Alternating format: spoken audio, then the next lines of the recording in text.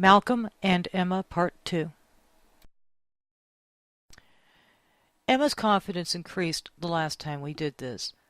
In this lesson, we're going to change some of the positions she works and add some other tasks that she knows so that she can continue to add to her confidence working inside of a tight space with distractions outside. As you can see, Emma's body language is much better. She's standing tall, she's engaged with me, and her tail's waving. Malcolm has parked himself on the mat and is very patiently waiting for me to place treats on the mat while I work on standard level 1 behaviors, sit, down, and stand with right now with Emma. Emma is not worried about Max being right outside of the X pen, nor is she worried about Dieter moving around. She has been raised with them, and they no longer disturb her while she's training. Malcolm, a new addition in the last 8 months, and a very bold one that gets into her face when she's working, has been a disturbance for her. The fact that she's throwing reverses and swing finishes, and she's really getting kind of silly, says that her confidence is much higher. So her concern about Malcolm getting into her space while she's trying to learn has been greatly reduced, and just in the last lesson alone. She's aware that Malcolm has moved towards her, and she's chosen to continue stay engaged with me and to stay in that space. As you can see, she's got plenty of openings for her to get out and to leave if she decides that it's too much for her. She's not on a leash, and she has every right and every choice to leave if she gets overwhelmed. We're trying to work within her threshold so that we don't frighten her.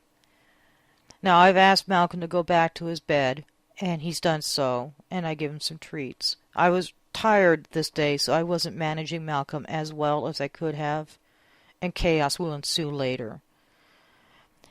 I'm now asking Emma to do her level 1 behaviors in a tighter space. And when I was first doing it, she couldn't do the sit. And we just worked through that a little bit. And now she's doing both her sit and her down when she's very close to the X pen, wall, and me. I'm stepping out of that space to relieve the pressure so that she has a moment where she's just kind of out and open, and then we go back in and work on the pressure.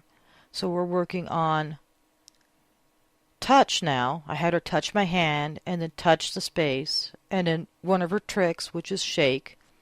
And her body language is excellent right now. She's very engaged, and her latency is very low, which means that her confidence is very high.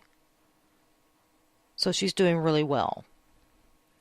We return. Malcolm's looking for more of his food that I've dropped on his mat, and Emma has happily joined me and is now doing a retrieve.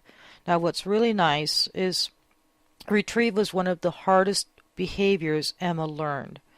And when she was first learning it, she would lift her paw every time she handed it to me. And whenever she gets uncomfortable or a little worried about what's going on, she lifts her paw. So it's one of my first indicators that we're at that I'm not really sure if I'm doing right, or I'm a little bit worried about what's around me.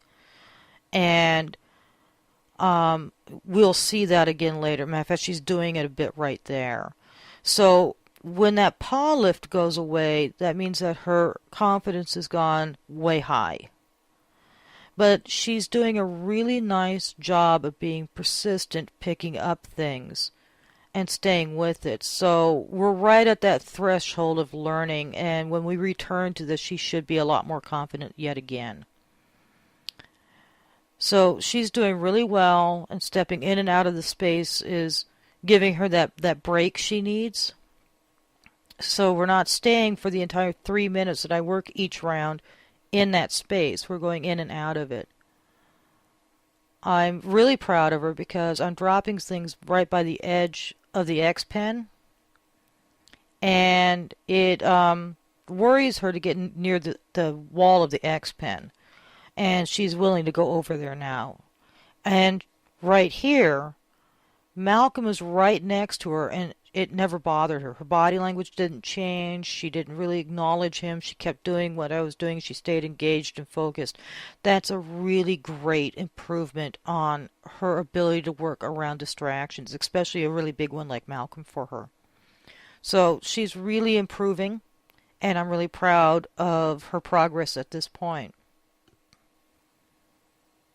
And Malcolm there, as you can see, is really starting to get the idea until I pull out his favorite toy.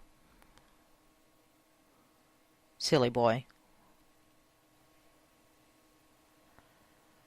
And then chaos ensued. I pulled out the glove. Max loves taking off gloves. Malcolm thinks that he should join in on the game. And everybody was in that space. But if you look at Emma's body, she's standing tall, she's staying engaged with me. She's not looking at Malcolm. She's not trying to get away. She's got this choice to leave if she wants, and she's chosen not to. Chew that piece of kibble, little girl. There you go. And there's the paw lift. So right here, I've asked her to remove a new item of clothing I haven't taught her before. So she's learning something a little bit new, but is based off of stuff that she's learned already. She knows how to remove pants, jackets, and socks. A glove is very much like a sock,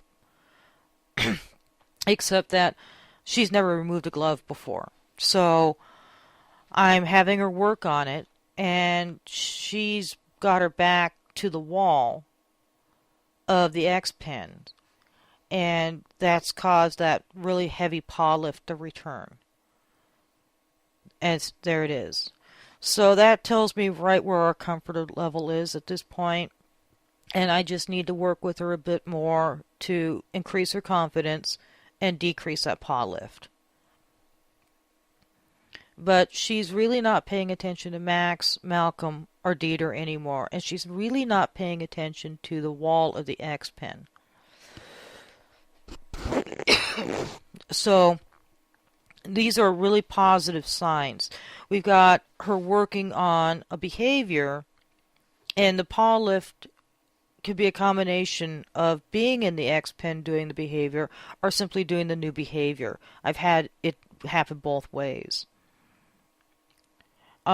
She's still retrieving, she's still engaged, she's still choosing to be there.